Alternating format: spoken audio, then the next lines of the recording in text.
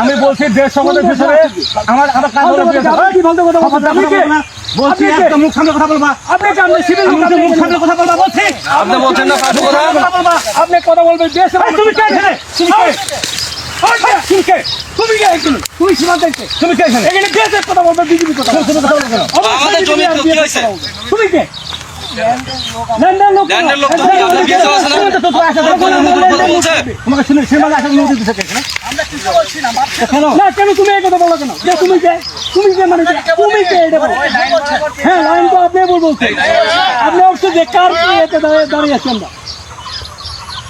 আমি আপনার ভূমিতে গেছি আমি তো জানি আপনি সিভিল লোক এখানে কেন আপনি বিএসএফ দ্বারা থাকবে আপনি আপনার সিভিল লোক এখানে কেন আমাকে প্রশ্ন করুন সিভিল লোক কি জন্য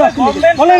গভর্নমেন্ট আমরা বিএসএফ এর সাথে আমার বুঝাপড়া হবে তারপর আমাকে বিএসএফ এর সাথে আমার বুঝা হবে তারপর বিএসএফ থাকবে বিএসএফ কমান্ডিং তোমরা কাজ করতেছ কেন আপনি করেন আমাদের সিভিল বলছেন যে না সিভিল থাকে আমার সিভিল থাকবে আগে বিএসএফ এর সাথে আমাদের সমাধান কাজ করবেন আমাদের বাংলাদেশের সীমান্তে কঠোর নিরাপত্তার দায়িত্বে যে সমস্ত বিজিবি রয়েছে তাদেরকে স্যালুট না দিয়ে পারবেন না। তারা বাংলাদেশের প্রত্যেকটা ইঞ্চি মাটি যাতে অন্য কেউ দখল না করে সেই জন্য তারা কঠোর পাহারার মধ্যে নিমজ্জিত। যখন অবৈধভাবে ভারতের কিছু লোক এসে তারা আমাদের অংশকে দখল করার চেষ্টা করে তখন আমাদের বাংলাদেশের যে গর্বিত